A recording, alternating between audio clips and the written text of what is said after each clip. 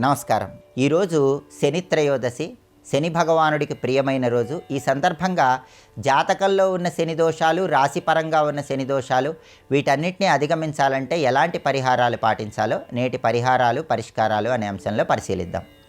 ప్రధానంగా శనివారంతో కూడిన త్రయోదశి చాలా శక్తివంతమైన రోజు. శని త్రయోదశి సందర్భంగా ఎవరైనా సరే జాతకంలో ఉన్నటువంటి అపమృత్యు దోషాలు పోవాలన్నా, ఆరోగ్య సమస్యలు తొలగింపజేసుకోవాలన్నా నవగ్రహ ఆలయంలో శని విగ్రహానికి తైలాభిషేకం చేసుకోవాలి. అలాగే ఆర్థిక ఇబ్బందులు తొలగింపజేసుకోవాలంటే శని విగ్రహానికి కొబ్బరి నీళ్లతో అభిషేకం చేసుకోవాలి. నీలం రంగు పుష్పాలు శని భగవానుడికి ప్రియం కాబట్టి నవగ్రహ ఆలయంలో శని విగ్రహం దగ్గర కొన్ని నీలం రంగు పుష్పాలు ఉంచాలి. దీనివల్ల శని త్రయోదశి సందర్భంగా గ్రహచార గోచార శనిగ్రహ దోషాల నుంచి సులభంగా బయటపడవచ్చు. అలాగే శనిహోరలో ప్రత్యేకమైన దానం ఇవ్వటం ద్వారా కూడా సమస్త శుభాలను సిద్ధింపజేసుకోవచ్చు.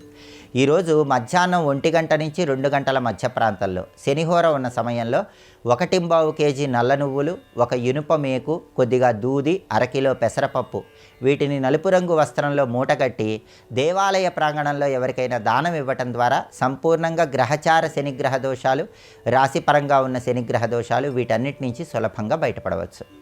అలాగే దేవాలయానికి వెళ్ళి ఈ ప్రత్యేకమైన పరిహారాలు పాటించుకోలేని వాళ్ళు దీనికి ప్రత్యామ్నాయంగా గృహంలోనే శని దీపాన్ని వెలిగించుకోవచ్చు.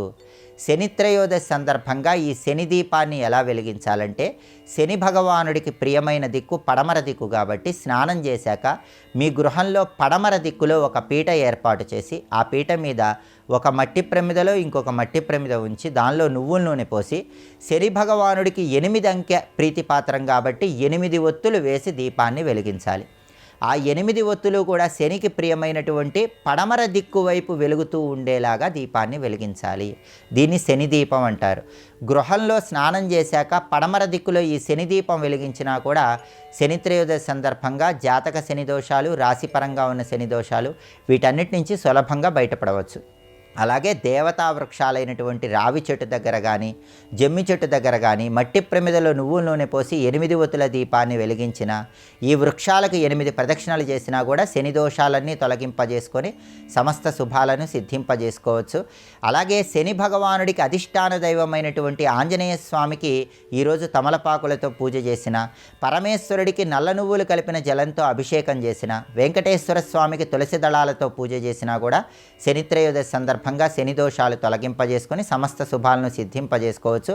ఆరోగ్య సమస్యలు ఉన్న వాళ్ళు మాత్రం శని త్రయోదశి సందర్భంగా నల్లటి శునకాలకు పెరుగన్నం ఆహారంగా వేయటం ద్వారా శని దోషాలు తొలగింపజేసుకొని శని భగవానుడిని ప్రసన్నం చేసుకోవచ్చు. ఓం శం శనైశ్చరాయ నమః ఈ మంత్రాన్ని వీలైనన్ని సార్లు పఠించుకోండి. శని త్రయోదశి సందర్భంగా సమస్త శుభాలను సిద్ధింపజేసుకోండి.